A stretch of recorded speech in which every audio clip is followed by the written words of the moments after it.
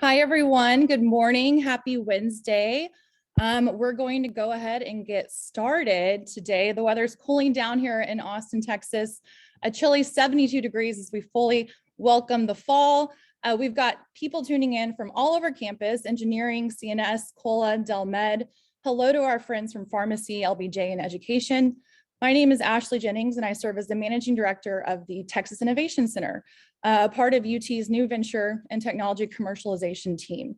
The TXAC is physically based out of Cockrell School of Engineering, but we serve all faculty, researchers, and graduate students across campus who are working on translational research efforts. If you fall into that community, please reach out to us. We'd love to hear what you're working on and how we can help. And of course, come visit us here at the TXAC, book a room, and get out of the lab. Some guidelines for today's Zoom. This is a live event, so we will be taking Q&A throughout the conversation. All attendees are muted and video off before being called on. The chat is open, so please be respectful in this space. Post your questions in the chat throughout, and the moderator will call on you. We're really excited for you to interact with our speaker today. Leading us today, a dear friend of TXAC, Mr. Jim Greenwood. Jim's done this workshop every semester for us since we launched, and we've always had really great feedback. Jim and his wife, Gail, have been involved in the SBIR program since its inception in 1983. The Greenwoods have taught SBIR, STTR workshops in 48 states, plus Puerto Rico and Washington, D.C., as well as teaching at many of the national SBIR conferences over the past 18 years. Jim serves as a commercialization reviewer for SBIR and STTR programs out of NSF, reviewing both phase 1 and phase 2 proposals, as well as proposals for NSF supplemental programs. So without further ado, Jim, please take it away.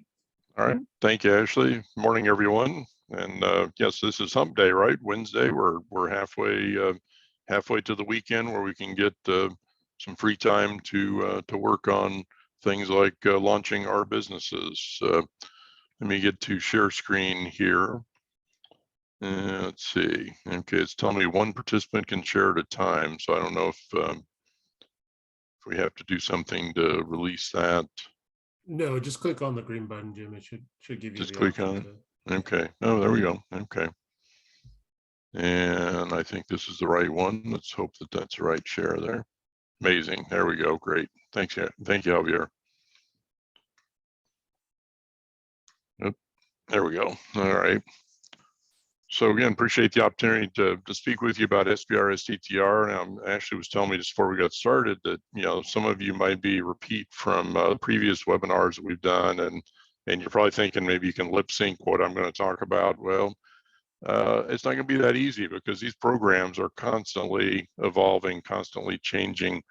And I'm going to try to give you the latest that I know. This morning I was doing some research earlier this week on some of the latest changes, particularly at the Department of Defense. To warn you, or to maybe give you a bit of relief, I'm not going to sit here and go for 2 hours. So if you were taking a deep breath going, okay, I can't believe I'm going to actually sit here for 2 hours, you don't have to. We're going to go for about 55 minutes and then take a 10-minute break and then come back and do another 55 minutes. So you get a break in there, and it's a chance to kind of clear your head and do your email responses and whatever else you need to do. Other thing, and this is your first opportunity for class participation, is via that chat function. We don't have a lot of time to cover all of the agencies participating in SBIR, STTR. There are 11 different agencies in SBIR, 5 agencies in STTR. The ones that I find most popular are Department of Defense, National Institutes of Health, and National Science Foundation. And I'd like to show you the kind of the instructions for one of those agencies. We don't have time for all 3, but just one of them. So if you have a preference, are you interested in Department of Defense, National Institutes of Health, or NSF? If you have a preference, please vote in the chat function between now and our break at minute 55. And then over break, we'll do kind of a quick tally, and that will determine which set of instructions I will go through. Now, if you don't end up being with the majority and are interested in an agency that we're not going to talk about, you will still have the instructions in the package of information. And it's not just the instructions, they're annotated with my comments about what I think are the most important parts of the proposal for each of these agencies, things that people commonly screw up, and so on. All right, so let's jump into it. So what the heck is this SBIR thing? SBIR stands for Small Business Innovation Research Program, provides over $4 billion a year, non-recourse contracts and grants to small US-owned companies to develop new products and services based on innovative, unproven concepts and technologies. So it's a short slide, but there's a lot of information here. So let's pick it apart. It's over $4 billion. And a new fiscal year, again, none of the agencies know what their budgets are going to be. It could well be in much in excess of the $4 billion. But and I know in an era where we all talk in trillions, when we're talking about infrastructure bills and deficits in trillions, this doesn't sound like a lot of money. But by small business standards, it is a lot of cash. And it's certainly the biggest program in the federal government for small businesses that want to do innovative development. It's for non-recourse contracts and grants. Non-recourse is just my way of saying you don't repay this money and you don't give up equity in return for the money. So 2 advantages of SBIR: non-repayment and no sacrifice of equity. Some of the SBIR awards are contracts, some are grants. A lot of times you will hear people talk about the SBIR grant program. Turns out they're actually less than half right, because most of the awards are actually contracts rather than grants. You go, what do I care? As long as I can get money, I don't care what you call it. There's actually a big difference between contracts and grants, which we'll cover here in a few minutes. You got to be small. You got to be US owned. Small, no fancy definition, real simple: 500 or fewer employees. So if you have 500 or fewer employees, you're small. You can participate in SBIR. And US is simple majority ownership by US citizens or permanent resident aliens. So you can have up to 49% owned by people from Oklahoma and you're still okay. Yeah, I remember the rivalry. I'm actually a native New Mexican, and I remember there's that rivalry there, so I had to bring that up. But point is, you know, if 3 of us from grad school decide to form a small business and apply for SBIR, and one of us is not a US citizen, well, as long as that individual holds 49% or less ownership, we can still apply for and receive SBIR funding. SBIR is to develop new products and services. Now you're going, well, I don't know everything about SBIR, but one thing I know is it's not about product development, it's about R&D. This is R&D money. Well, I would submit that you are confusing the ends and the means of SBIR.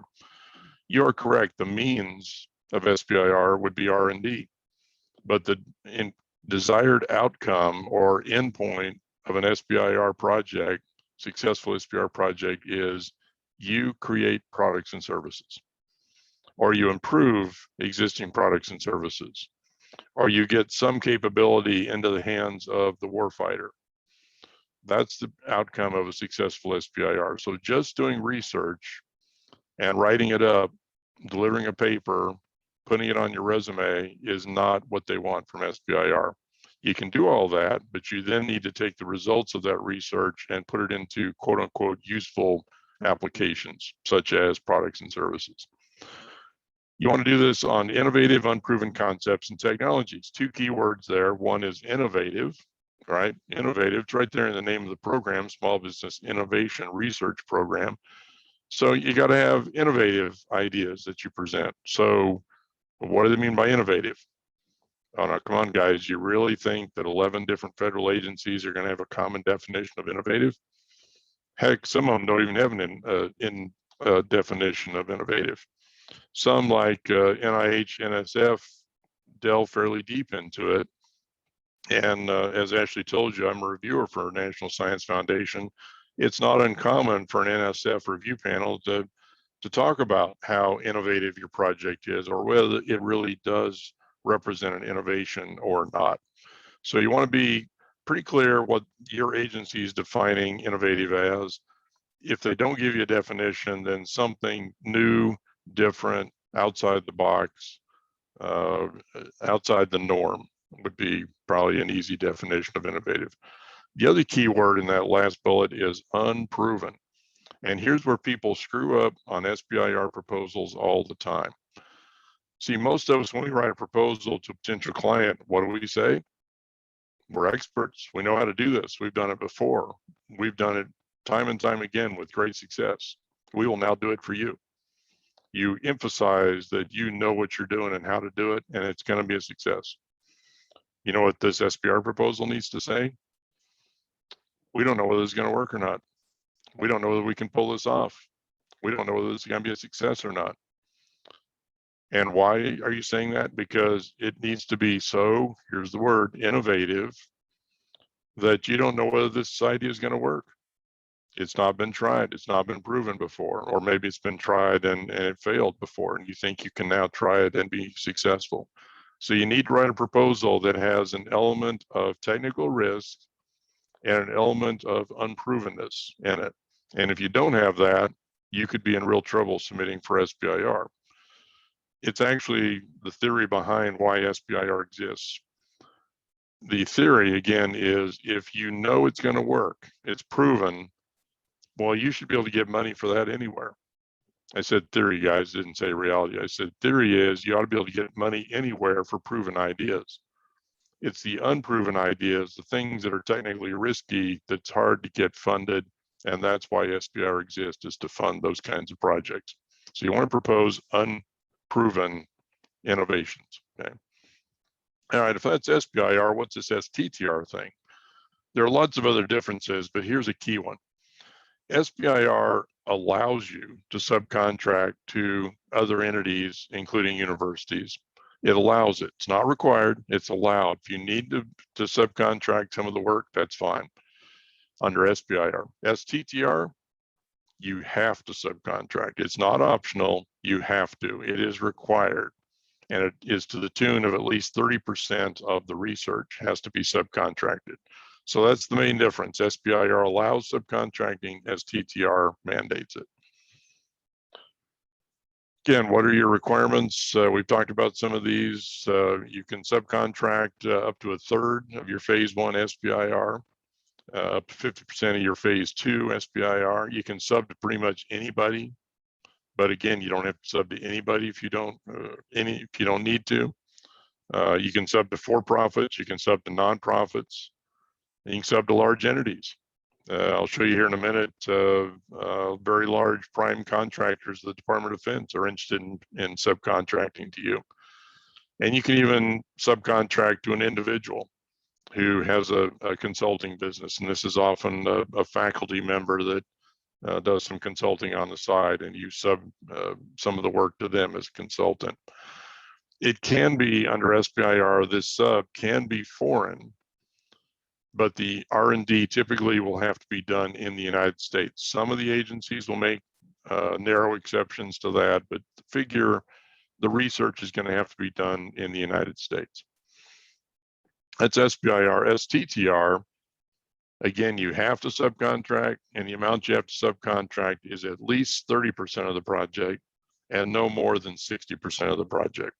So you have more latitude, particularly in phase 1 with STTR, if you need to subcontract a lot of the project. This is what I was talking about, large companies being interested. This is Lockheed Martin basically saying, hey, SBIR companies, we've seen the topics from the Department of Defense. We think there's some that we, Lockheed Martin, are interested in. If you, small company, are thinking about proposing on those topics, let us know. We would be interested in putting in a letter of support for your proposal and possibly even being part of your team. So people sometimes just can't fathom why a huge company like Lockheed Martin would want a team with your little 2-3 person company. There are a number of good reasons why, and we can talk about those if you want. SBIR, STTR are organized into 3 phases, the famous 3 phases. Phase 1 is where you typically start with SBIR, STTR. And this is where you take that unproven innovation and you prove that it works. You take the technical risk out of it. You prove that it works. And that proving that it works, the buzz term there is feasibility. Prove the feasibility of that idea, of that technical innovation. For this, you can receive somewhere between 25 and about $250,000, and anywhere from about 3 to 12 months. Now the 25K and the 3 months are pretty unusual. One program that would go that low. Most of the agencies are now in kind of the $200,000 to $250,000 range, and most of them are doing 6 to 12 months. But the point is, it's not a lot of time. It's not a lot of money. So be very careful on your phase one that you don't over propose. That is one of the most common mistakes in SBIR STTR, is over proposing a phase one. So phase one, some of you will prove your idea doesn't work. It was an innovative idea. It had merit. It looked interesting. You did the research. It fell flat on its face. You proved it didn't work. That isn't a failure in SBIR STTR. That's what the programs exist to do, is ferret out those innovative ideas that work from those innovative ideas that don't work. And you've just proven it doesn't work. You're done at that point. It's not a failure, but you are done with that SBIR STTR project at the end of phase one if it isn't feasible. Hopefully it doesn't happen to you. Hopefully your idea does prove feasible, in which case you apply for and hopefully receive phase two, which is basically the main research and development part of SBIR STTR.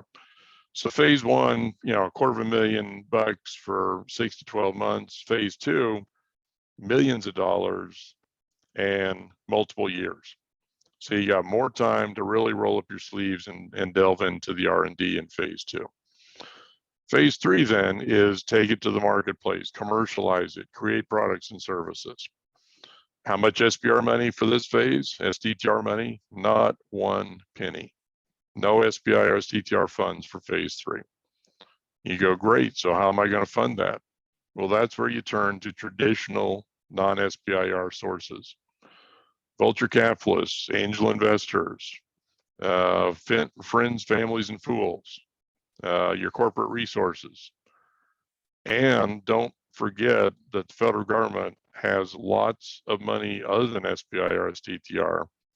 And if you're developing something that they want to use internally, like the military often does, then they might put up their non-SBIR money to fund phase three. Right, so those are the three phases. You'll hear about phase 0, phase 2B, and other things that are kind of little gap fillers between these, but these are the three official phases of SBIR STTR. I mentioned contract versus grant. So what is the difference? Well, a contract agency comes to you and they've got a mission and they've got a problem accomplishing that mission. They state the problem and they basically say, do you have an innovative solution to our problem? And if you see the problem, understand the problem, and think you can solve the problem, then you submit a proposal to solve their problem. So contract agency, it's all about the problem that they have specified to you, okay? The quote there, again, summarizes what they're looking for. Focus on what we asked for, not what you think we need. And the military is the classic contract agency. Here is a specific need, solve it with an innovative solution, or don't bother submitting a proposal. That's all we want, are innovative solutions to the problems we're posing. That's contract agency. In contrast, the grant agencies, they don't have problems that they fund with SBIR. They have money through SBIR to fund good ideas. We fund good ideas. Got any? And you're going, well, can I get a little more guidance than that? Yeah, we're the National Institutes of Health. We fund good ideas related to human health and medicine. Got any? Wow, human health and medicine. That's real specific, isn't it? No, it's incredibly broad. And you can write a lot of different proposals that have something to do with human health and medicine. The ultimate grant agency, by the way, is National Science Foundation, where NSF says, you don't have an innovative idea that doesn't fit our program. There's nothing that we will turn away as not being relevant to our SBIR STTR program. Now, they might not think it's a good idea, but they'll accept a proposal on virtually any topic. We'll talk more about that. So that's the basic difference between contract and grant agency. Are you focused on the problem that they've told you needs to be solved? Or are you given the freedom to let your creative juices flow and propose something that's an important solution to a problem out there? It's up to you, contract versus grant. You need to know which agency is doing contracts versus grants, which I'll show you here in a pie chart momentarily. You also should figure you're going to write a different proposal, right? Contract agency proposal needs to be, here's how our innovation solves your problem. The grant agency is, here's the great idea we've got, and here's why it deserves support, because it's solving such an important issue, social issue, or environmental issue, or whatever it might be. Okay. Here's the pie chart, promise pie chart. So on the left side, you got basically the size of the slice tells you how big that particular agency's program is out of the overall SBIR, STTR budget. And the color of the slice also tells you, is it contract, more of the blue color, or is it grant, the green color? And clearly the 800-pound gorilla in this program is the military. They are almost half of the entire SBIR, STTR budget just in and of themselves. And their contracts, here's a problem, solve the problem. Okay, they're the 800-pound gorilla. Looks like maybe a 550-pound gorilla might be the Department of Health and Human Services, DHHS, which I usually refer to as National Institutes of Health, because NIH is the primary funding, SBIR, STTR funding component of DHHS. And they're at what, about 1.1 billion up there. Then the smaller slices, Department of Energy, NSF, and NASA, smaller, but we're still talking $200, $300 million a year SBIR, STTR budgets. If you take those five, DOD, NIH, DOE, NSF, NASA, those five are 95% of the SBIR budget. Turns out they're 100% of the STTR budgets. They're the only five agencies with STTR budgets.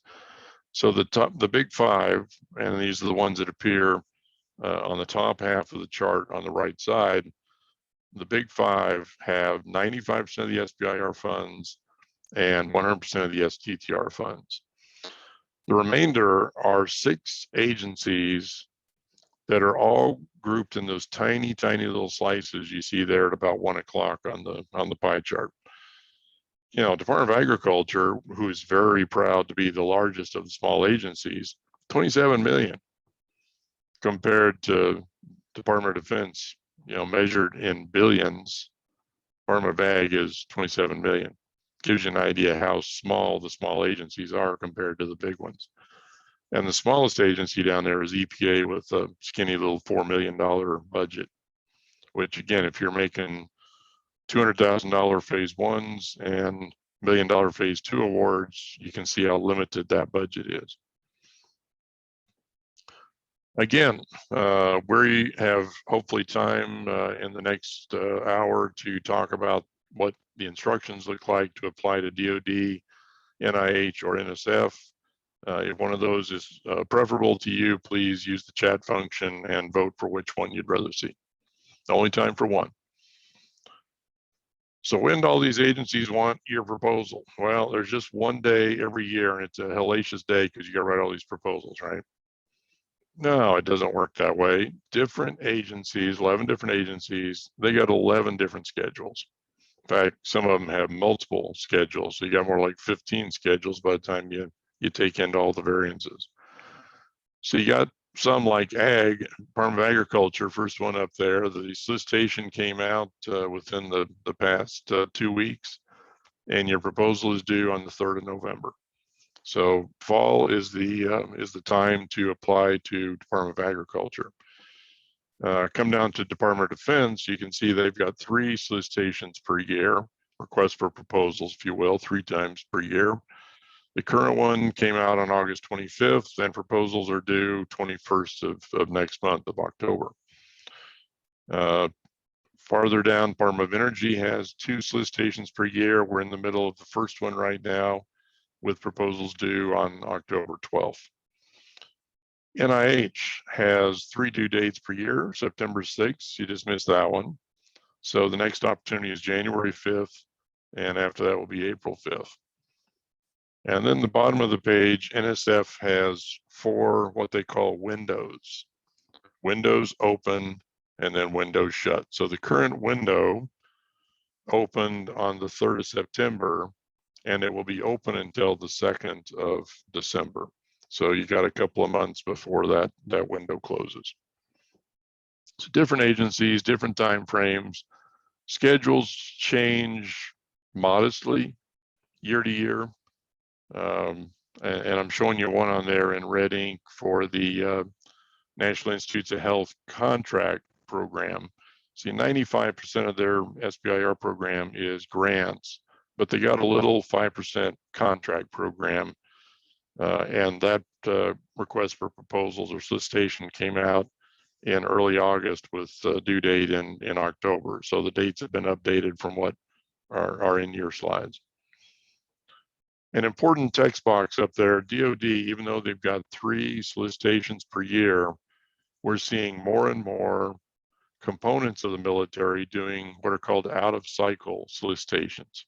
Out of cycle means they're not going to be in the April 25th solicitation with a due date of October 21st. They'll put out a solicitation at a different time frame, and they'll have topics with deadlines at a different time frame than October 21st. More and more of that is happening at DoD. Similar, this is the STTR schedule, and you see some are identical. The DoD dates are identical to SBIR, Department of Energy dates are identical. Virtually all these dates are identical. But don't be confused, because at the DoD, Department of Defense, the topics for STTR, the problems they want you to solve under STTR are completely different than the topics they want you to solve under SBIR. So SBIR versus STTR topics at DoD, completely different. So something you want to ask yourself is, whenever you see a topic at DoD that looks interesting, first question you want to ask yourself is this an SBIR topic or an STTR topic? Because if it's an STTR topic, you have to respond with an STTR proposal. You can't respond with an SBIR proposal, and vice versa. But a lot of the agencies, like Department of Energy, they'll give you a topic and tell you you can respond with either SBIR or STTR. Give you an idea of success rates, just focus on the 2 sets of bars, one for phase 1 and then the ones for phase 2. So the 2 innermost bars are what we want to look at. Phase 1, your chances of success, this is National Institutes of Health a couple of years ago, your chances of success, roughly 1 in 5. So in phase 1, about 1 in 5 proposals got awarded. Phase 2, look at how much it jumps, dramatically jumps to like a 1 in 3, almost a 1 in 2 opportunity on phase 2. This is very typical. Phase 1 is more competitive. It's more difficult to get a phase 1 in terms of probabilities than it is for phase 2. So you'll see different percentages with different years at NIH and with different agencies, but the same sort of pattern is very consistent, where phase 1s are more like 1 in 5, 1 in 6 get awarded, and phase 2s are more like 1 in 2 or 1 in 3 get awarded. So they are competitive programs. Important that you realize that, and you need to be prepared. How do I put this bluntly? You need to be prepared for failure. You know, if you submit a phase 1 proposal, the chances are against you in terms of it being awarded. The chances are it will fail. What are you going to do if it fails? Well, you know, I have some clients that have been at it. One that comes to mind, she did 4 attempts at the military before she finally got her first award, her phase 1 award. She had to persevere. She had to stick with it. I had another client actually tied with the UT system, and she tried once to NIH, failed, and just said, okay, I'm done. I'm not going to try anymore. Not going to waste my time. So if you're more like the latter, you might want to not do this because the chances are real good that your first proposal is going to fail. And even your second, third proposals may fail. It may take several before you start seeing some success. So you need to prepare to persevere. And you also want to make sure you're not writing a proposal today because you need funding on 30th of this month for payroll. And this is government, guys. It isn't going to happen that fast, and the probabilities are against you as well. All right, so that's a quick overview. Ashley, any questions we want to take before we jump into kind of the proposal preparation process? I'm not seeing any questions as of now, so I think we're good to go. Okay. I must be doing just such a fabulous job explaining all this that no one has any questions whatsoever. Yeah, and remember to put your questions in the chat, please. Oh, there we go. We have one that Great. just came in. All right. How developed should a business be when going in?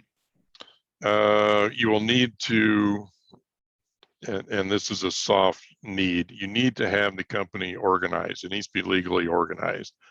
Beyond that, you really don't need to have much. This can be basically what is jump-starting your new company. But if you don't go in and have like a federal identification number and a SAM registration and so on, then you're going to be required to get that when you're doing the proposal. And or they'll say, well, if you don't have a employer identification number, just give us your social security number. Well, I don't know about you, but I don't really want to put my social security number on a proposal that goes to, God knows who in terms of reviewing it. So it's a good idea to organize the business to the extent of getting the federal ID number and getting registered at a few places that we'll talk about here in this next discussion. But some of the agencies, and most notably National Science Foundation, love startups. They love new companies. They think that's who they ought to be funding with SBIR, STTR, are the newbies. So don't shy away from applying for SBIR, STTR just because you're a new business.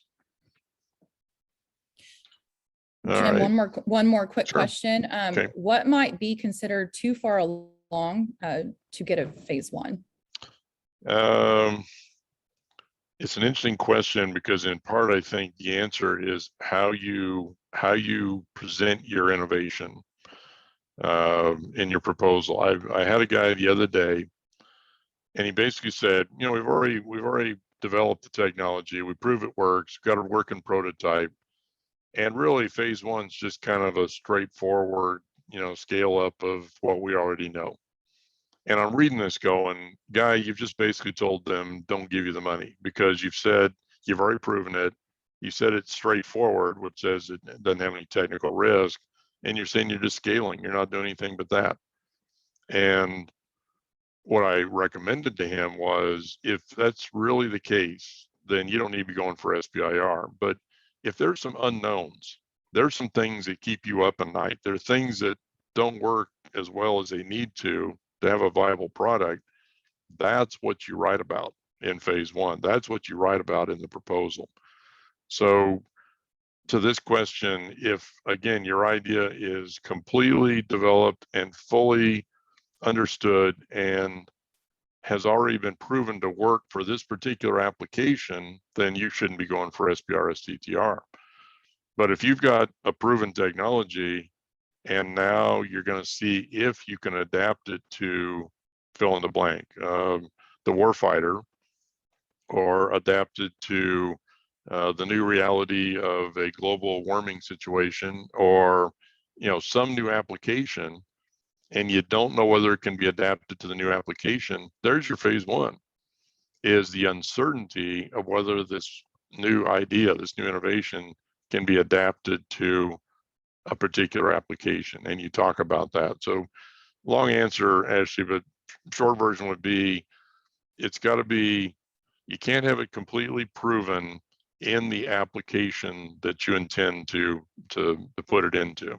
As long as there's some uncertainty, that's what you can propose and you need to focus on that and write about that in the proposal.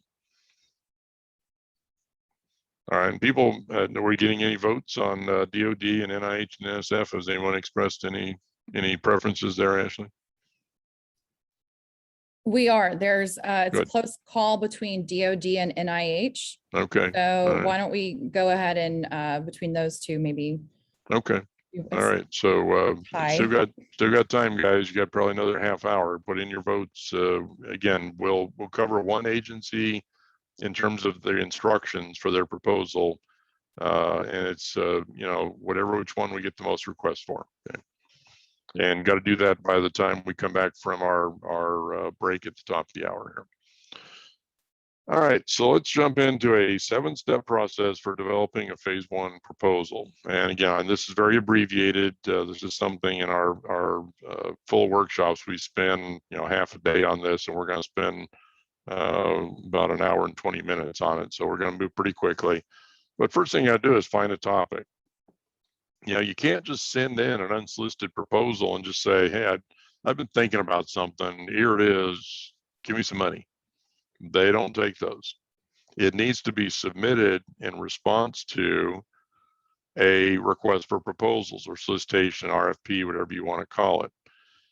You got to have, you know, even though the grant agencies might have broad topics like human health and medicine, you still have to submit that for the January 5th deadline. You got to submit that for the April 5th deadline. You got to submit it on the forms that they require, in the format that they require, with the content that they require.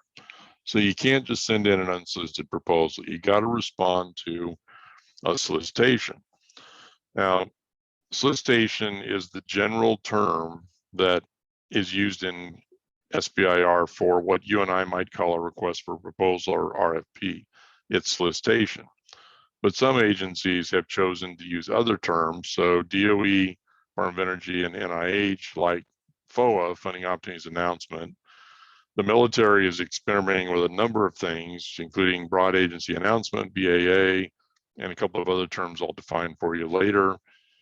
Department of Agriculture calls it a request for applications. My personal favorite is NOAA, National Oceanic and Atmospheric Administration. They call it a NOFO, a Notice of Funding Opportunity, NOFO. I think that's cool. Now, rather than try to remember all this, you know, gobbledygook abbreviations and all, just remember the term solicitation. That's what you want to call it. So where do you find these topics? They're in the solicitations. And where do you find the solicitations? They're on the agency's websites. In the good old days, believe it or not, they would actually mail these solicitations to you. They'd print them and mail them to you. They don't do that anymore. You got to go get them on the internet. So 2 ways to find those. You can Google search them if you want, but you can also go to our website, go to the SBIR page, scroll to the bottom, and we're linked to all 11 agencies at the bottom of the page. Or you can go to the official government SBIR website, which is sbir.gov, and you can search around there and also find the solicitations. So then you want to, you know, get to the solicitation. Well, trust me, when you see the DoD solicitation, it's going to be hundreds of pages containing hundreds of topics. So unless you just don't have anything better to do and you just want to thumb through page after page after page, I would recommend using search engines to try to find topics that have relevancy to your interest, to your innovation. Now you're going, well, you know, it turns out I'm interested in human health, and therefore, you know, you've already told me NIH. I don't need to look at any other agencies. I'll just go look at NIH. Well, don't jump on that too fast, because this chart tells us in the columns, which are technical areas, if you will, and then down the left-hand side, here are your 11 agencies. This chart tells us that when it comes to life science, notice that's the last column over there. When it comes to life science, sure, NIH has life science topics, but what else does it tell us? It tells us every agency in SBIR, STTR has life science topics. So if you're interested in human health and you're only applying to NIH, look at all the other opportunities you could be missing. You could be missing an opportunity to get a contract at the military. You're missing an opportunity to get a grant at NSF, another grant at USDA.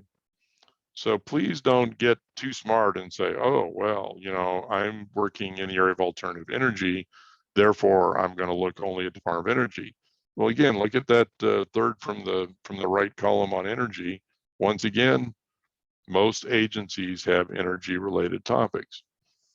So do the keyword searching to kind of see what topics are found where. So how do you do the keyword searching? Well, here's where we start, is with that official government SBIR website I told you, which is sbir.gov. So click on that, hit the funding tab up here, and that will pull down a menu.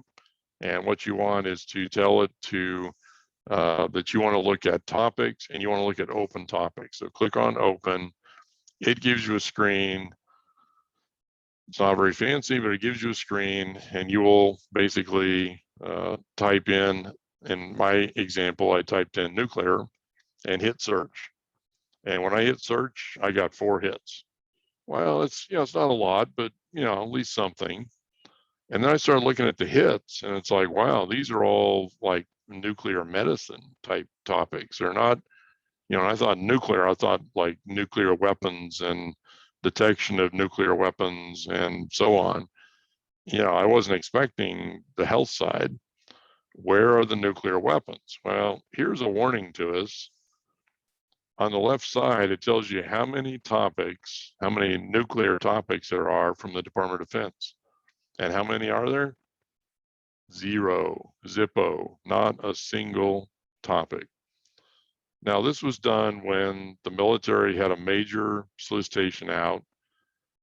And I was just guessing that you would see the word nuclear a number of times in DoD type topics. This says 0. Why would it say 0? Because of a problem with the SBIR.gov search engine. And the problem is the search engine, I mean, search is just fine. The problem is with the database.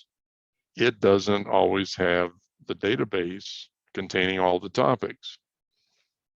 So on this particular date, when I did the search that I was showing you here, on that particular date, according to SBIR.gov, the only agencies that were requesting proposals were Department of Energy, National Institutes of Health, and DOE's ARPA-E program. But in fact, I knew that day that the agencies with open solicitations requesting proposals were not just DOE, DOE ARPA-E, and NIH. It was also DOD, also NSF, and also USDA. So why was it not finding topics from DOD, NSF, and USDA? Because those agencies had not uploaded their topics into the search engine. It's a voluntary deal where the agencies have to submit their topics to the SBIR.gov search engine. And DOD just didn't get around to it. And NSF hadn't gotten around to it. And USDA was moving their offices cross country. They hadn't gotten around to it.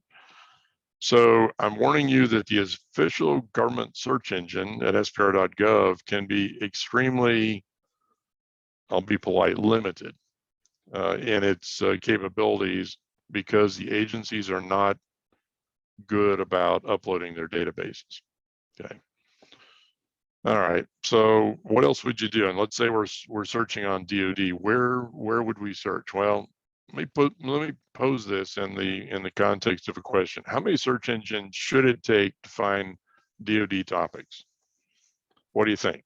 Should it be 1 search engine, 2 search engines, 3, or something else? I would argue it ought to be 1. Now, why is that check box not in the box? That's strange. It was when I did this morning. Oh, well. I would argue it makes sense and it would be efficient and polite, if nothing else, if you only had to go to 1 search engine. So how many search engines can it take? It can take 3. It can easily take 3 search engines. All right, so what are the 3 search engines? We just saw 1, and that was the SBIR.gov, and we already know that sometimes it doesn't have DoD topics. So second search engine is found at the website shown, the DoD SBIR STTR website. That takes you to just below my oval up there, DSIP, the Defense SBIR Innovation Portal. So you go to the portal, you click on topic info, and it has a button for topics and topic Q&A. Now you can do the same thing here on the quick links if you want, but either one of these will get you to a search engine. And the search engine says, okay, tell us, do you want old topics or do you want current topics? And current means active, so you select active. You then tell it what keywords you want to search for. In this case, I wanted it to search for missile. And it does the search, and it comes back and says there are 3 topics out there right now, and these are the 3 topics. All 3 are Army. Here's what the topic is, and you can click on each topic and actually gives you the topic description right out of the Army solicitation. So it will tell you, excuse me, here's what DoD and Army is expecting you to do in phase 1. Here's what they expect you to do in phase 2. Here's what they think might be the opportunity in phase 3. Notice also there's this thing down here, Q&A. And Q&A basically says you can ask questions about this topic if you want to. Wasn't that cool? You can ask questions. But what happens to your answers? They're getting posted on this website. So it's mighty good of you to ask your questions and then share them with all of your competitors so that we can all benefit from the questions that you ask, so that we all can write better proposals. Wouldn't you rather ask your questions privately and get DoD to answer them privately so you get a competitive advantage over your competitors? I would think so. And you can actually do that during the first 30 days after DoD releases their new topics. Now, unfortunately, they released their topics back in fairly early August, and that opportunity, that window is already up. That 30-day window is already up as of just a few days ago. It was just within a matter of the past week. And so you have no choice but to ask them now on this website. But it was odd because when I did this search, people were already asking questions using this capability on the DSIP website, basically sharing their questions and the answers with all their competitors. It just doesn't make sense to do that. Now today, if you want to ask questions about any of the DoD topics for the proposals that are due on October 21st, you have no choice but to ask them through this mechanism. But I would say if I were you, and it's the first 30 days after the topics are released, then I would ask my questions privately. All right, so that is the second place you can do your keyword searching is DSIP, the Defense SBIR Submission Portal. Here's the third place, which is the Department of Defense's Research and Engineering Enterprises website. So this is the third place, and this is the DoD SBIR homepage. Really interesting that they don't promote this at all. You have to dig to find this website. I was pulling my hair out the other day trying to get the latest version of this, trying to remember the acronym and trying to remember, doing DoD SBIR, and this site wouldn't come up. I had to jump through hoops to finally get it. So this is the homepage. They reference the portal, the DSIP portal we just looked at. But let's look at the homepage. What can we do here on the homepage? Well, the homepage allows us to actually go to the DoD solicitations with all the instructions and all the topics in them. So we can go to the Joint DoD SBIR 21.3 solicitation, or BAA. That's what you'd be looking at right now if you want to know generally what are the topics requested and what are the components that are participating currently in the DoD solicitation, with the deadline coming up here on October 21st. So we click on Joint DoD SBIR STTR, Joint DoD SBIR 21.3. Notice just to its right is the Joint DoD STTR 21.c. So both the SBIR and the STTR solicitations are here. Click on whichever one you want. So I clicked on SBIR, and that brought me, for example, I can now look at the Navy's instructions and topics in the current solicitation. That's where I would find the topics. And there's kind of a short list of Navy topics there. The other thing, be sure you look at, because if you're not careful, you just look at the Navy's instructions and start writing your proposal, you need to also look at the general DoD instructions that are supplemental and quite often contradictory to what the Navy instructions say. So you want to look at the DoD joint instructions as well as the Navy instructions. We can also click on the DARPA Annual BPA. This is what's called an out-of-cycle solicitation. I'm going to talk more about that in a moment, but it means DARPA doesn't participate in this joint DoD solicitation.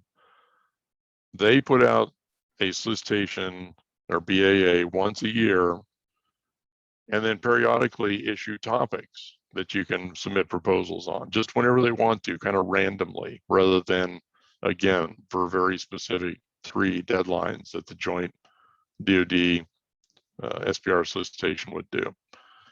So you click on DARPA Annual BPA. This will show you that you got the instructions and topics. You kind of have to understand what they mean by announcements. So you click on that announcement 11 down there, and you will be taken to this PDF file where you're basically told right now, DARPA is interested in responses to the following 4 topics. Inexpensive long endurance drone, okay? Delta, twins, and autonomous undersea operations. Yeah, and those are the 4 topics.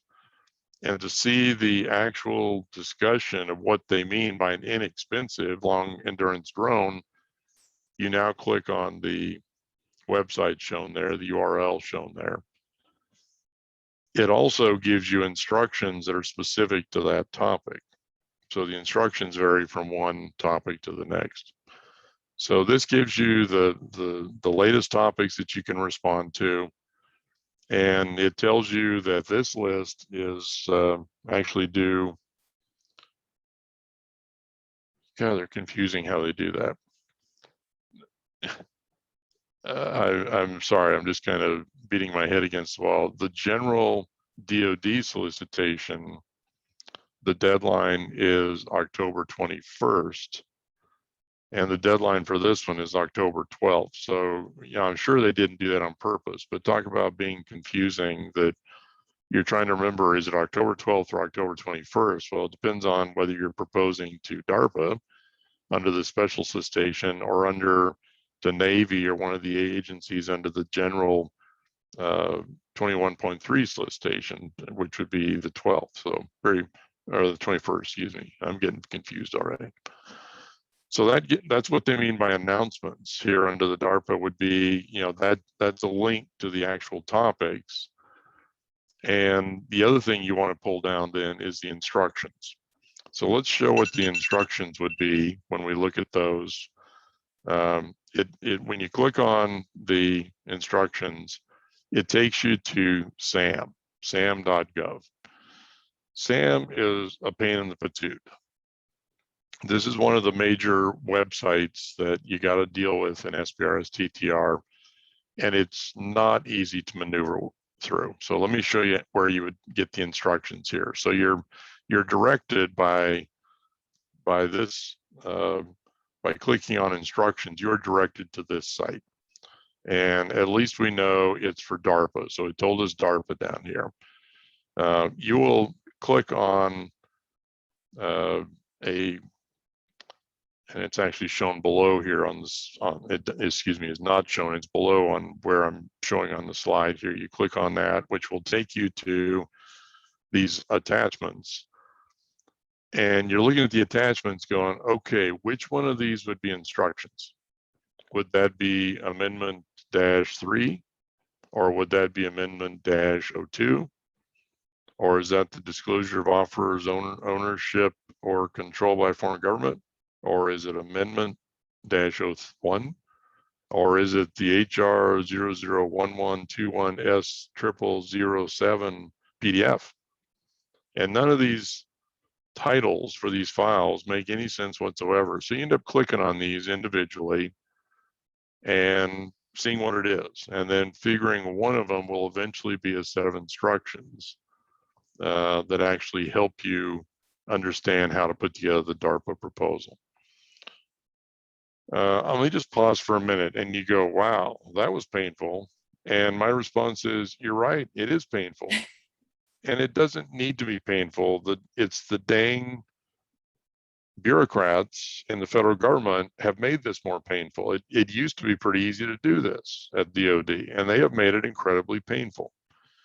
Now, why did they do that? Well, did I mention they're bureaucrats?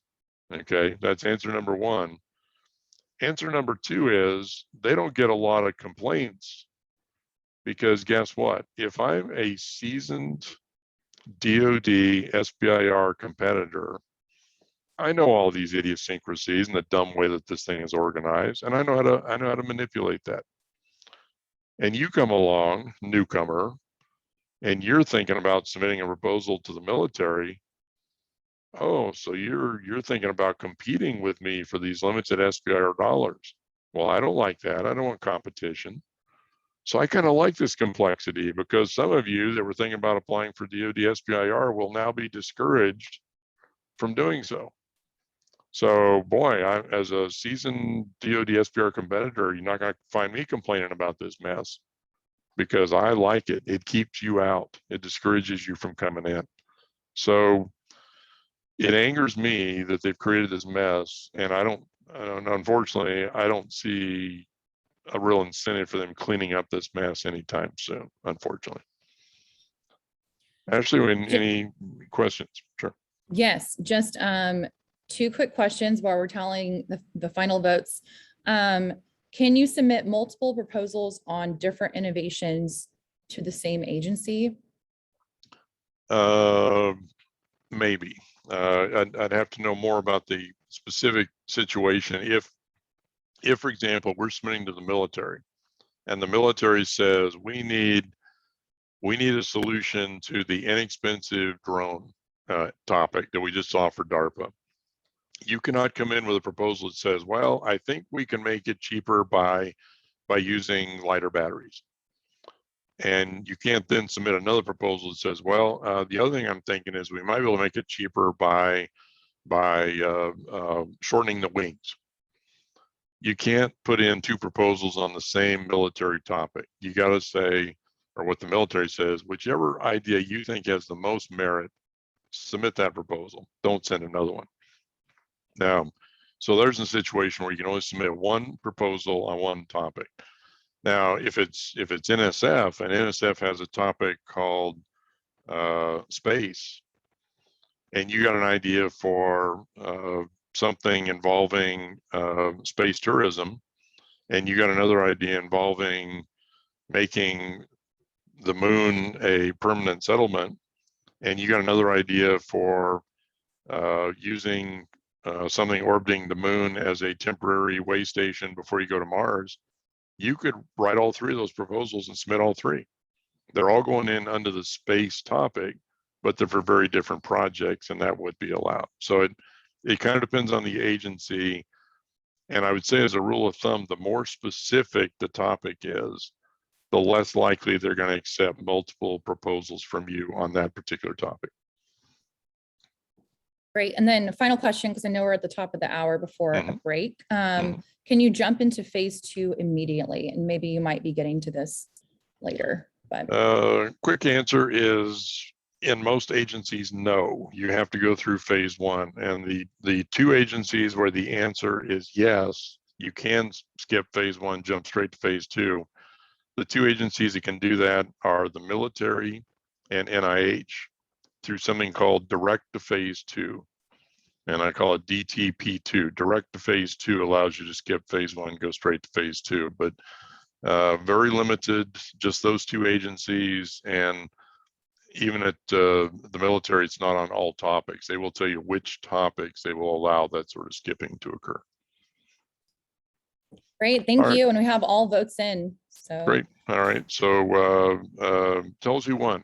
We'll do that, and then we'll take our break. Who's our winner, Ashton?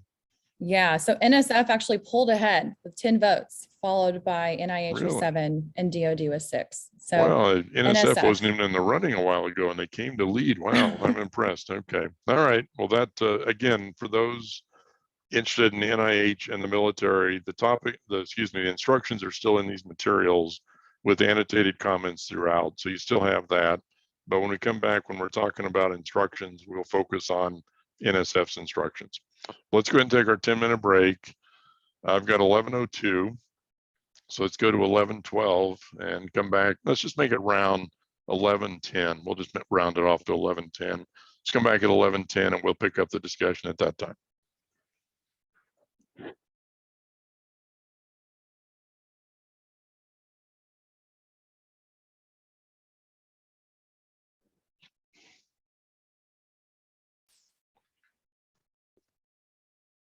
All right, let's get restarted again.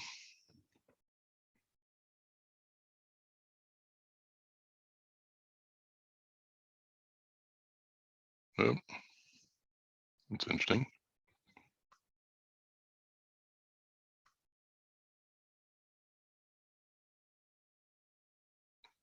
Yes, I recognize a blank slide there. All right, so we talked kind of how difficult it is to do the keyword searching with the military. With the grant agencies, you would do it with grants.gov, and you probably know grants.gov about a place where you submit your proposal, but you also has a search engine capability. That's what we're going to talk about here. So we tap on search grants.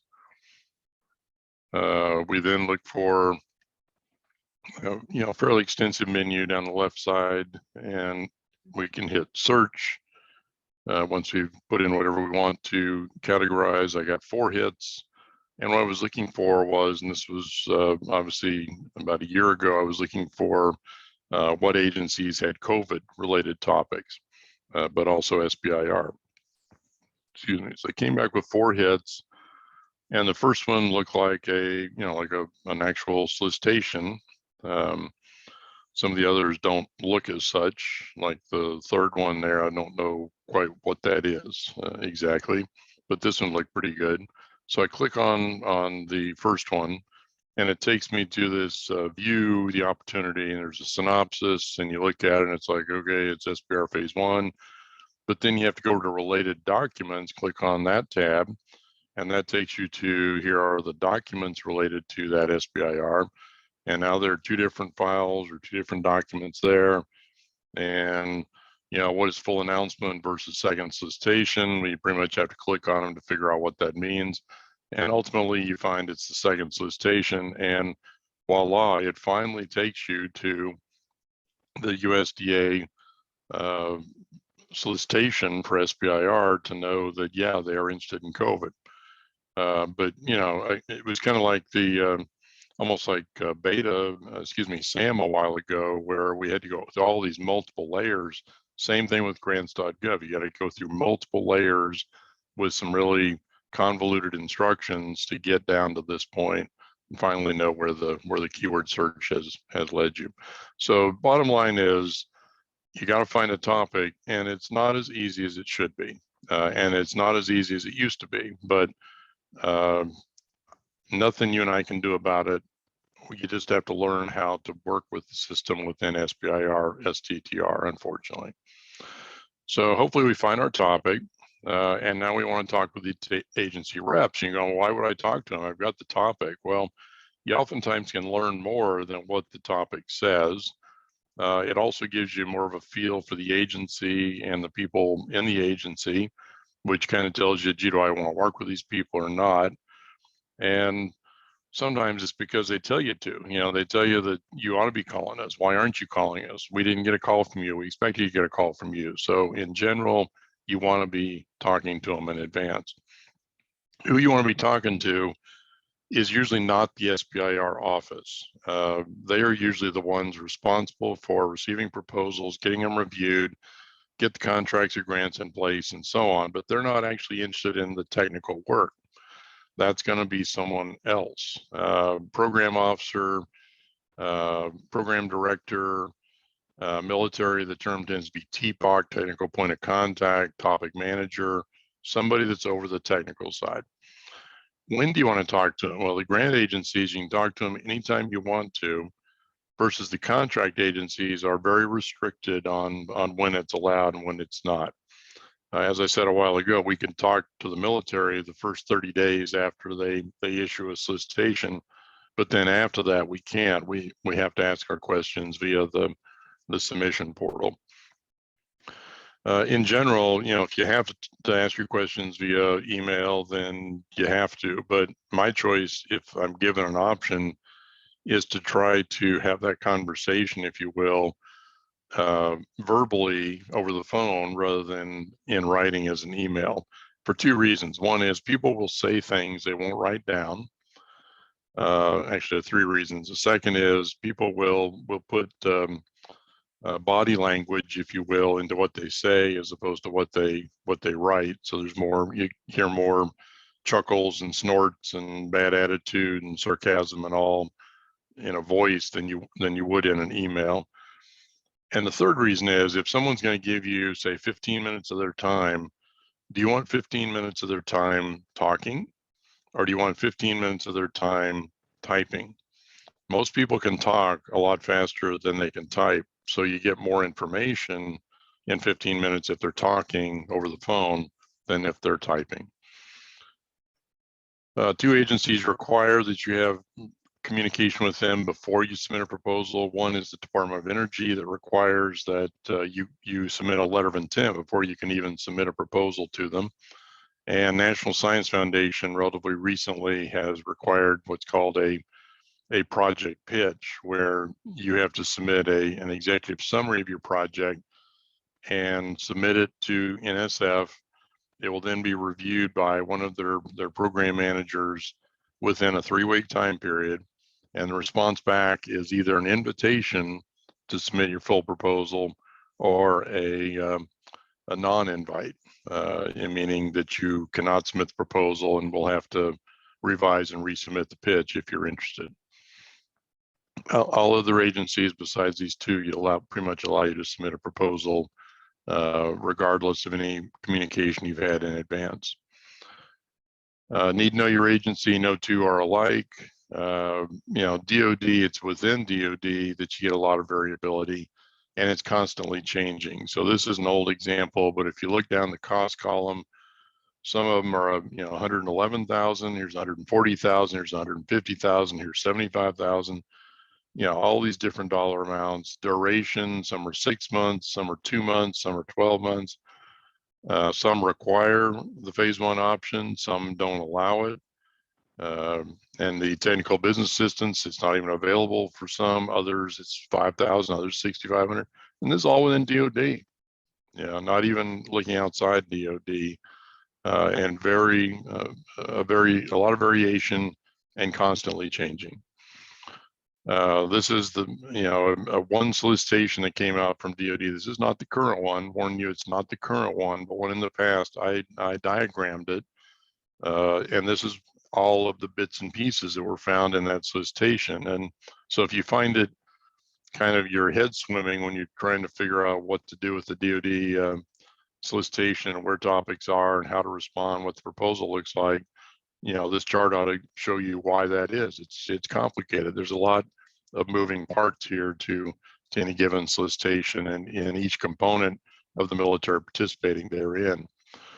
Very popular at DoD is something called AFWorks. This is within the Department of the Air Force, and it's known mostly because they have an open topic. What do you mean by open topic? Well, basically the Air Force comes to you and says, do you have something that you think would benefit the Air Force? And so it's like a grant type topic rather than a contract type topic. Most contract topics specific. Here's what we want. Here's what we need. This is more like a grant topic. Got anything that we might want? So it's very unusual, very popular. A lot of people apply for this. They're very small awards, only $50,000 awards for 2 months worth of work. They're also very controversial because the $50,000 in 2 months really isn't to do any proof of technical feasibility, like we talked about phase ones are supposed to do. It's primarily for you going out and banging on doors at the Air Force to try to find a customer, try to find somebody that would be willing to or is interested in buying your outcome of your SBIR project. So very controversial. No topics in the current solicitation for AFWorks, and they've said they won't have any this fall. I'll talk about that. Well, right here, we'll talk about it. This is again from the Air Force, and this is from their SBIR office.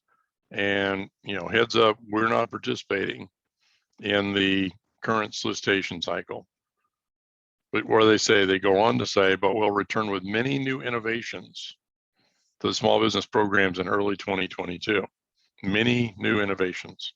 So they've obviously got lots of more stuff up their sleeve. And they've launched something called SpaceWorks. You know, AFWorks is, a lot of people talk AFWorks. A lot of people are familiar with AFWorks. Well, now AFWorks has done a spinoff called SpaceWorks. And as you might guess, it's similar to AFWorks, except it focuses on the space aspect of the Air Force's responsibilities. The United States Space Force, as they are calling it here. This is different than the Space Development Agency, SDA, which is a new component of the military participating in SBIR. Confusing? You bet. Again, this is SpaceWorks, part of AFWorks. They're going to have an open topic. So do you have anything that might benefit our space mission? And strangely, SpaceWorks is only going to be applying to, or having you apply for STTRs, not SBIR. So you're going to have to team with a nonprofit to submit for these. I think we've talked about a lot of these out-of-cycle solicitations. DARPA, we showed you that. Army is now doing out-of-cycle solicitations, and this new Space Development Agency is also doing out-of-cycle solicitation. Out-of-cycle means, or this is how they're doing it, guys. They will submit, they'll release a solicitation at the beginning of the fiscal year, and it will apply for the entire year. And it has just general policy and instructions in it. And then periodically during the year, they just release topics just randomly in terms of time frame. And you'll have a lot of times like a 60-day response time. And then they'll release another topic and give you another 60 days to do that. So the out of cycle has been more popular. It is more of a pain in the patoot to stay on top of those topics, realize when they're coming out, know what the proposal has to look like, and so on. What's going on in their, the military? Why are they doing all this? One is there's just kind of a new mindset, and they're worried at the military that our adversaries and in general innovation are moving faster than the procurement process and traditional SBIR, STTRs were moving. So they're trying to move faster. And at the same time, I appreciate that.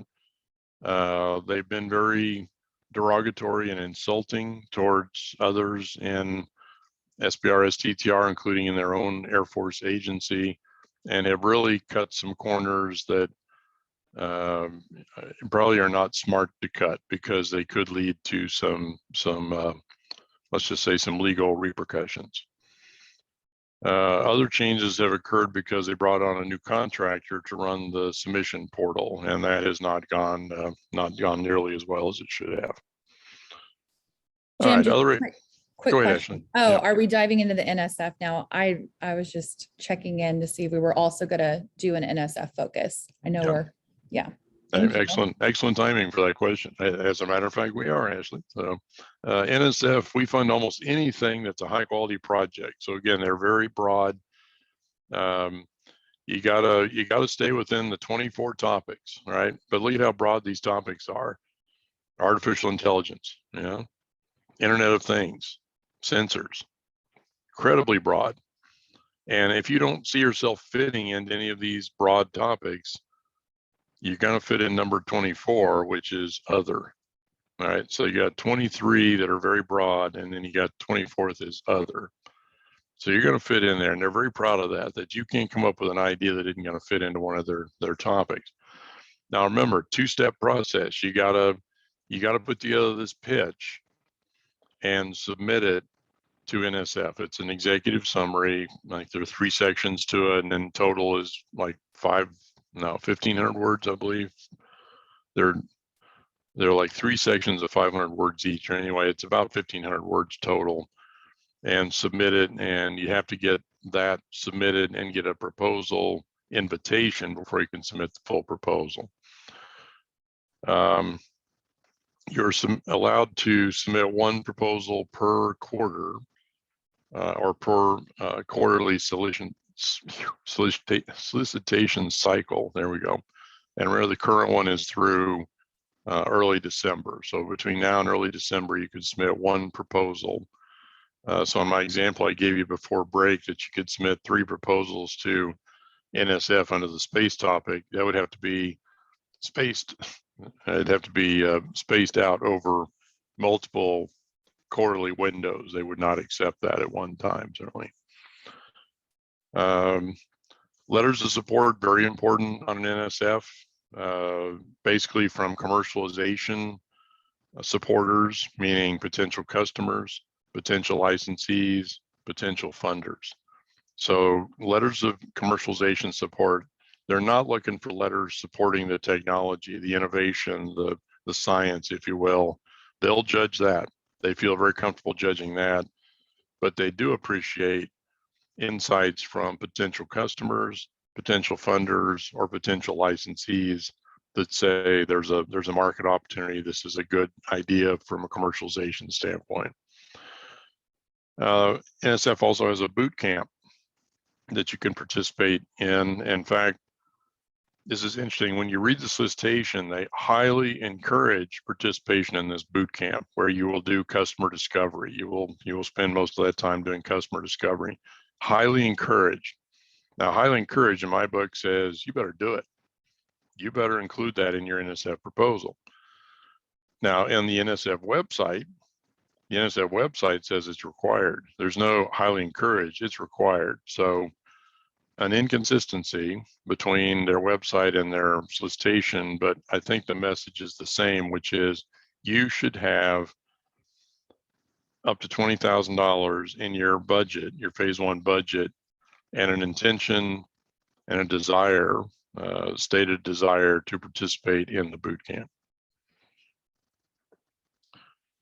Breadth and narrowness of NSF. The breadth is what we were just talking about. We got 24 topics. It covers the waterfront. You don't have an idea that doesn't fit one of our 24 topics. We welcome all topics. That's the breadth. That's great. But here's the narrowness, and I don't think they do a very good job telling you about the narrowness. The narrowness is we only want to see proposals that meet 2 criteria. 1, revolutionary with high technical risks. And that's their terminology: revolutionary, transformational. There's another term they like to use, but they're saying big change, big outside the box ideas. So you got to have that. And the other criterion is it's got to have great commercial potential if it works. So again, they'll look at a project on any topic, but the project has to be transformational or revolutionary, and it has to have great commercial potential. And if it doesn't have both of those criteria, then you're in trouble with NSF, in my opinion. I mentioned this a little bit earlier, and I want to emphasize in the time that I can here, and I haven't got a lot of time, but I do want to tell you that NSF, some of the program managers, and there's a program manager over each one of these topics. So each of the 24 There'll be a program manager responsible for that topic. Some of these program managers feel that SBIR is for startup companies. It's funding for startups, and I'm a little, I don't agree with that, and I'm a little taken back that they have come up with this idea. And they seem to hang it on the fact that NSF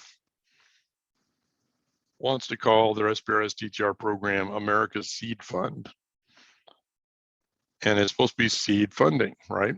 So their definition of seed funding appears to be, this is money to seed your startup, to seed the beginning of your company, to seed your launch. My opinion is the intent of the slogan America's Seed Fund is, this is money to seed your innovation, your idea, your transformational project. And therefore, it doesn't matter if you're a startup or a 10-year-old company, if the idea needs to be seeded and it's transformational and it's revolutionary, then NSF ought to consider funding it. So I just want you to be aware of that. I don't think that feeling that you have to be a startup is held across all of the program managers, but you might want to explore, and this is my comment at the bottom of this slide, you may want to explore that with your program manager. Send in your pitch, because you don't even know who it's going to in terms of program manager. One of these PMs will send back a response, and hopefully they invite your proposal. Now you'll know that individual's name, their email address, and I would then explore with them, how do you see the seed funding? Is it okay for my company that's 4 years old to be submitting a proposal or not? And if they're saying it's for seeding startup companies, and you're a 4-year-old company or a 10-year-old company, then you may want to reconsider submitting your proposal to them. Two-step process. Again, got to get the pitch. The pitch has to be approved and result in an invitation, then submit your phase 1 proposal. NIH, number of nuances with them. They have a fast track program where you actually submit the phase 1 and phase 2 proposals combined. It's a way to reduce the gap between phase 1 and phase 2, which can be time consuming. So that's the main reason for fast track. You have to submit via grants.gov, which is a lousy submission process, but you have to use it. You can actually resubmit to NIH an unlimited number of times. And you may say, oh no, you can only resubmit once. Well, the rule is you submit your proposal. If it's not awarded, you can resubmit it. And if the resubmission is not awarded, you can submit a quote unquote new proposal, which is basically your previous proposal with a new title on it. And then you can, if that's not awarded, you could resubmit that one. And you can continue this back and forth between submit and resubmit indefinitely if you want to. They have an omnibus solicitation that covers kind of the human health and medicine broad topics we talked about a while ago, but they also have special PAs and which are program announcements and RFAs, requests for applications. Preliminary data, very important to NIH reviewers. Now, this is a place where NIH staff who writes the solicitation or the funding opportunity announcement doesn't totally agree with the NIH reviewers, who tend to be the outside and primarily academics, outside reviewers who score your proposal and basically determine its fate. Those reviewers, those outside reviewers, tend to want to see in your proposal preliminary data. Now, what's meant by preliminary data is what work have you, and you means you, the small business, you, the subcontractor, university, you, the PI, what previous work have you done that suggests this innovation might just work? It can't be complete proof of feasibility, or again, you don't have a basis for doing a phase 1 proposal. but it needs to show that you're onto something, that it's promising. And a lot of NIH reviewers, if you don't show preliminary data in your proposal, are not interested in funding you. They want to see that initial work is promising. Very strict page limits, about 7 pages for the heart of the technical proposal. Other agencies, in the interest of time, I won't spend time on them, but these are some of the other ones that are fairly popular. Department of Energy has a request for proposals out right now, but you can't respond unless you submitted the letter of intent last month. So that would not be a current opportunity for you. And NASA comes out once a year and won't be out here for a while. USDA again is out right now. Jim, a quick question. Mhm. How do applicants see successful pitches and proposals as templates, if those templates exist? Do the templates exist on like the pitches and the proposals for NSF? The short answer is no, they do not. And I don't know that they will, because and you will see this here in a little bit, the format for NSF is very heavily oriented towards commercialization. And frankly, people don't want to share their proposals with others because they're basically an early blueprint of what they're planning, not just for phase 1, but phase 2 and ultimately phase 3. So they don't tend to want to share those. The only real good examples and current examples out there would be for National Institutes of Health.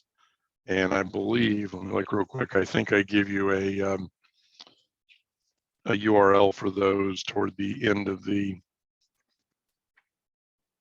nope, I don't do that. Okay, so if you go to the NIH SBIR website, under resources, you can find sample SBIR proposals, or you can just Google search NIH sample SBIR proposals. And there's about 7 or 8 phase 1s, phase 2s, and direct to phase. No, I'm not sure there's a direct to phase 2, but there is a fast track there. Excuse me, and that would give someone an idea of at least what a successful NIH proposal looks like. DOD, the only one that was up, I think they finally took it down because it was 30-some years old and it was a horrible example, and they finally took it down. So I don't think it's available anymore. So really, NIH is the only agency out of the 11 that really has decent samples right now. This slide is just to summarize how 3 of the big agencies, NSF, NIH, and DOD, compare in a number of respects. And the theme again is they all call it SBIR, but they all do it differently, and they all expect different things from it, and they expect different things from your proposal.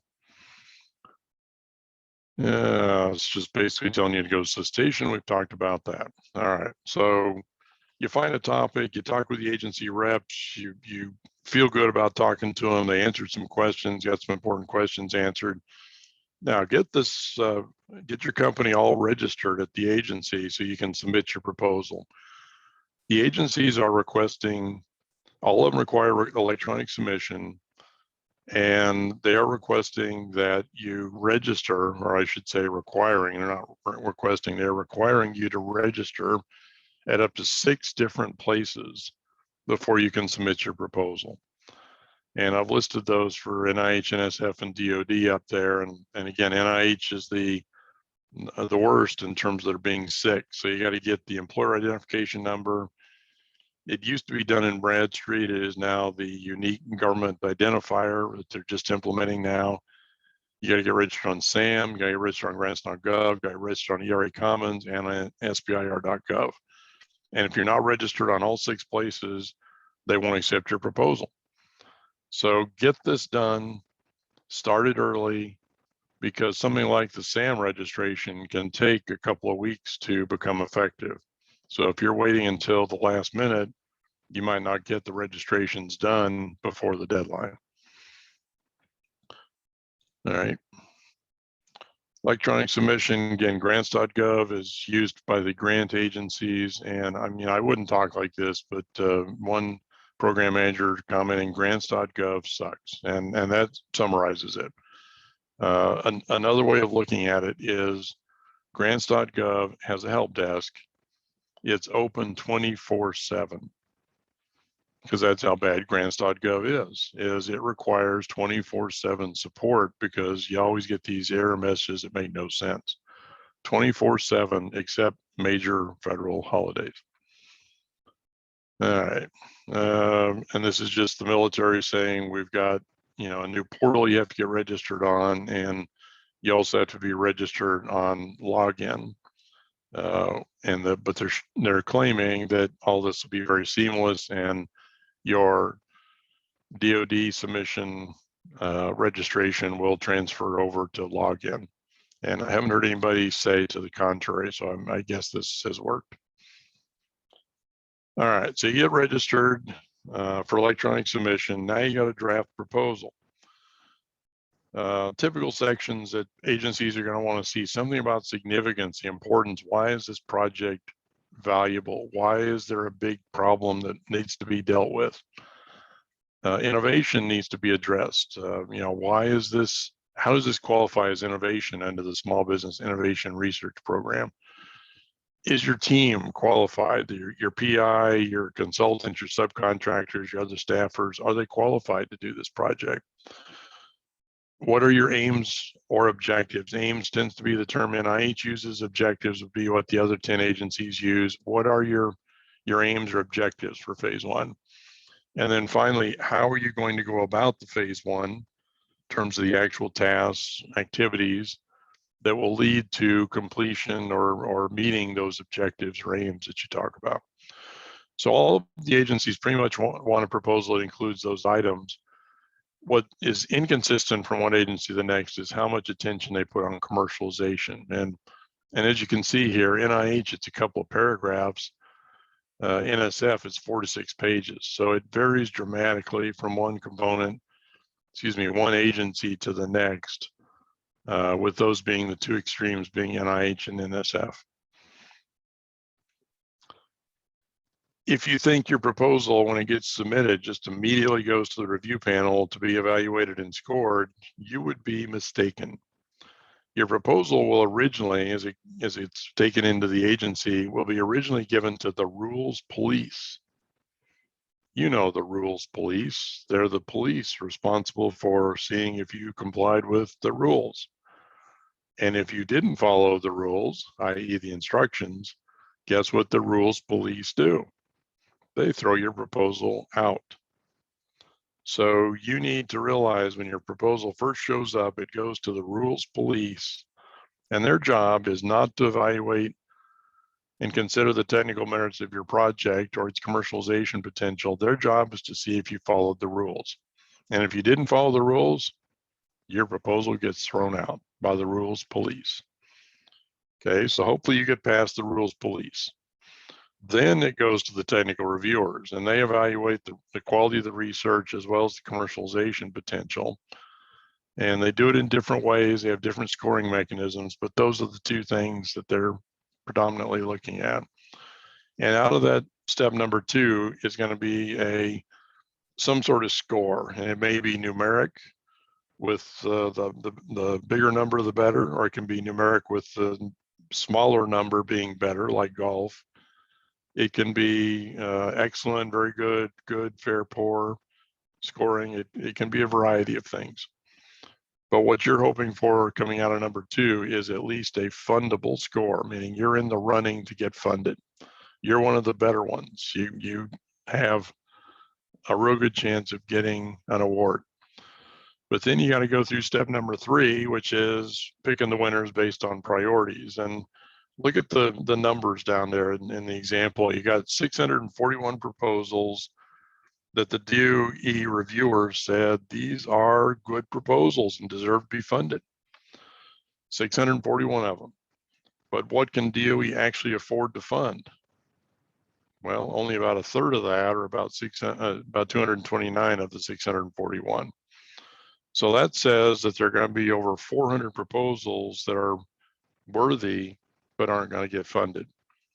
So what are the basis of the winners being picked in number 3? This is the black box, guys, that you and I really aren't privy to.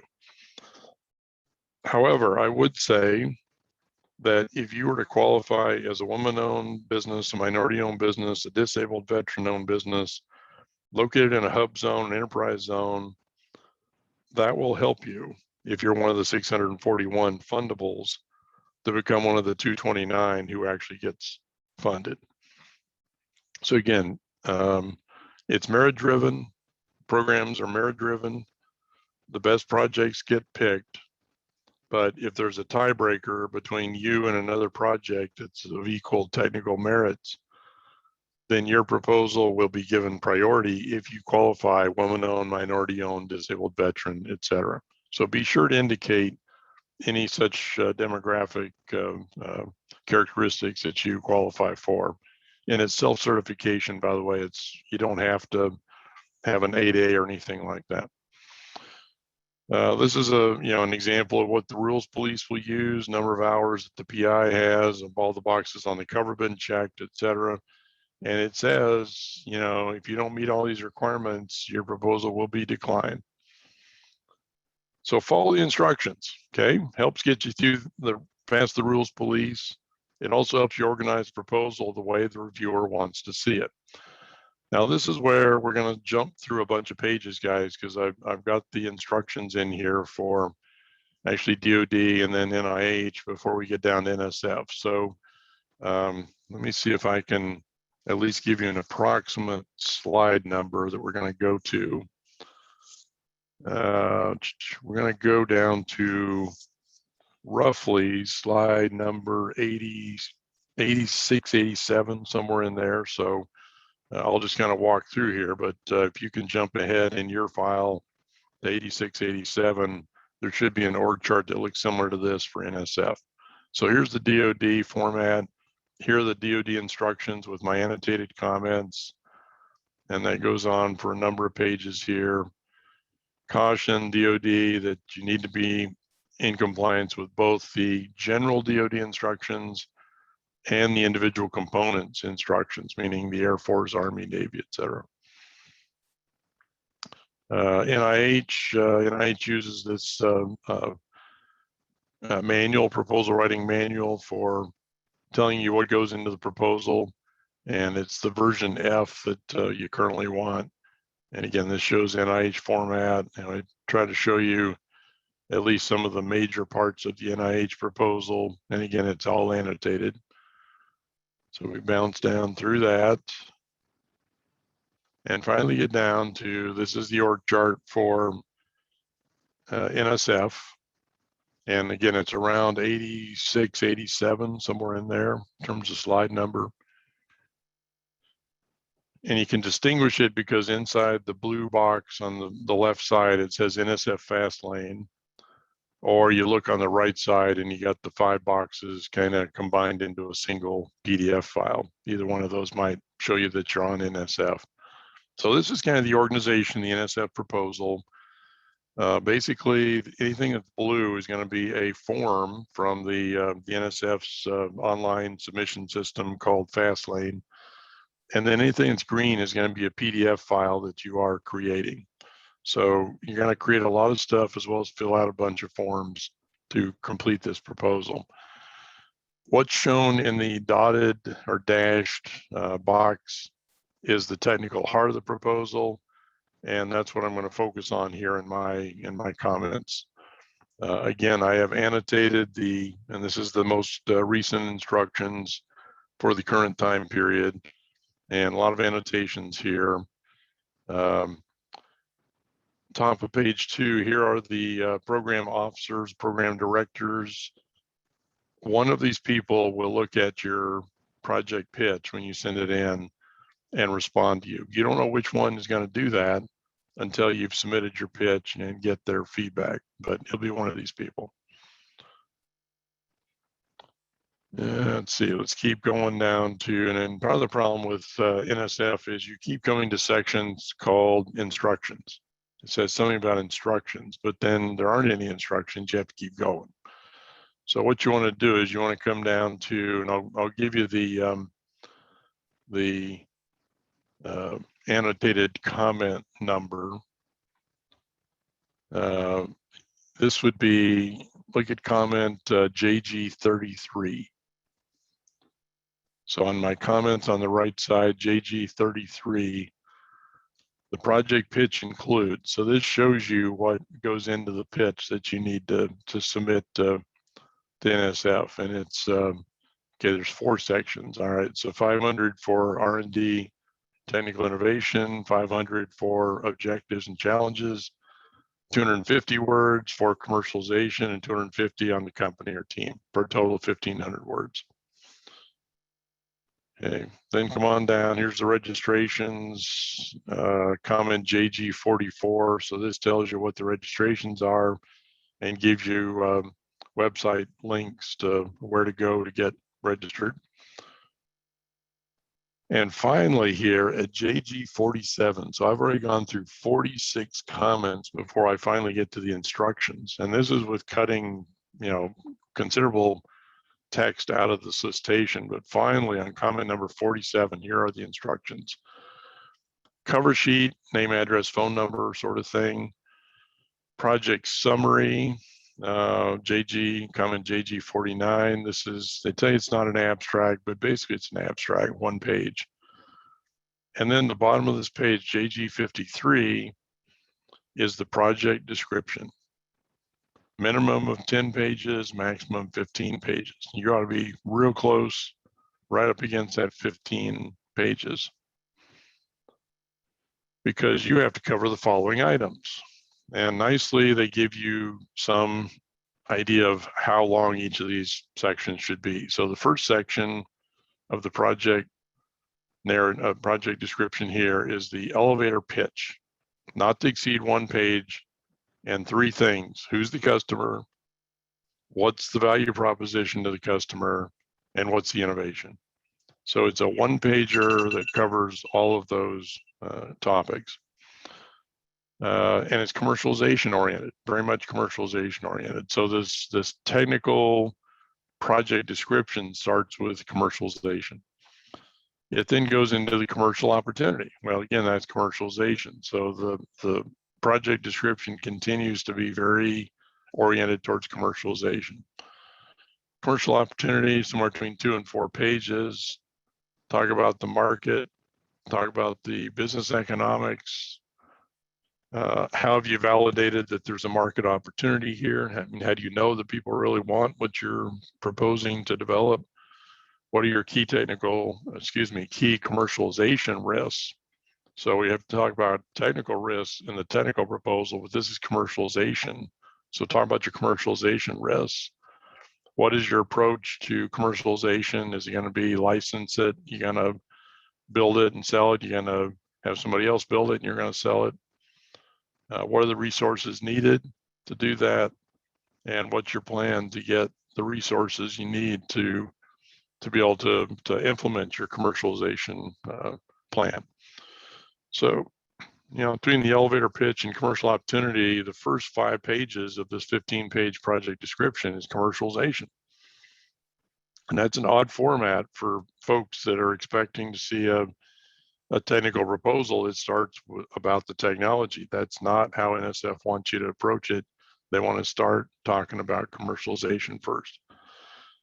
Then the third section is technical solution. So now we're starting to talk a little bit about the technology and about what's innovative about it. Again, 1 to 3 pages, briefly describing it, the innovation, what is the status of its IP, anything about lineage, meaning has any of this been previously funded, prior work in this area has been funded by NSF or not. All right, 4th section is going to have some commercialization in it, and it's going to have some technical in it, because you're going to describe the company, you're going to describe the team. Well, your team should have both people that know the technical side of this project and know how to perform it, but also you want people that know something about the commercialization side, and we'll be having responsibility for commercialization. So both should be addressed in the company or team section. Intellectual merits, technical discussion, and R&D plan. This is the more traditional research plan that you would expect to be writing in one of these proposals. You want to describe the objectives of phase 1, and then you want to spend 5 to 6 pages talking about how you're going to reach each of those technical objectives. And I think of those usually as tasks. Maybe you have a different term or different format for how you structure that. And the timeline, a chart would be part of this 5 to 6 pages here. Broader impacts, kind of, aside from the commercialization opportunity for you, what benefit is there to the taxpayer? What is the benefit to the average person on the street is in that section. And then the references cited and the bio sketches and the budget and sub-awards is not part of the 15. That's part of another section of the proposal. Important parts, but not part of this. And let's see, I think consultant services. Let's see. Yeah, okay, here's the comment. JG75 is about this boot camp that I was telling you about. Strongly encouraged, excuse me, I said highly encouraged. No, it's strongly. All phase 1 awardees are strongly encouraged to participate in the boot camp. Translation, you better do it. You better get involved.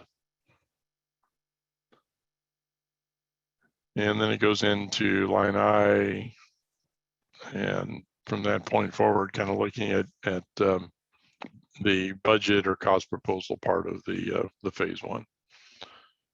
And supplementary documents, I didn't highlight it here, but under supplementary documents, S1 is the data management plan. Your plan can be a single sentence, a very short sentence, and they even tell you what the sentence should be. All data generated in this SBIR phase 1 project is considered proprietary. That's your entire data management plan. That's all you got to write, okay? But it has to be attached. And there are the letters of support for commercialization support.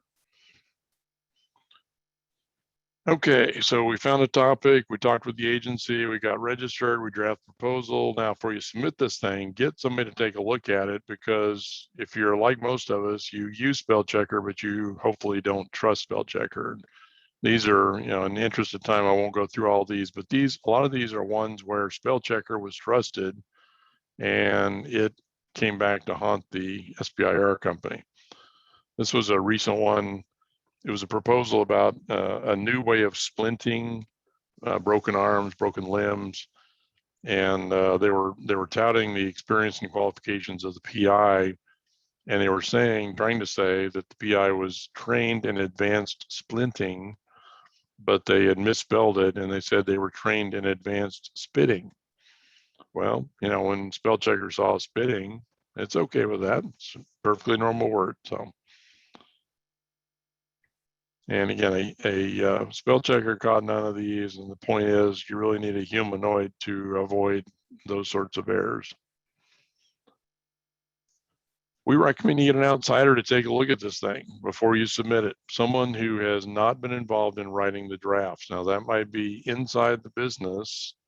It might be and I know this is sexist, but a spouse or a teenager who can look at it. Basically, anyone that can read and pay attention to detail can look at the instructions, compare it with what you wrote, and tell you whether you followed the instructions or not.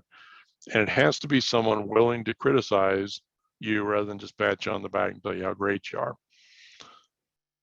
Now, there is a program through the University of Texas system that I actually head up the effort here, and it's proposal assistance for those of you that are submitting SBIR STTR proposals. And this gives you an idea of the kind of help that you can get, including reviewing of draft proposals.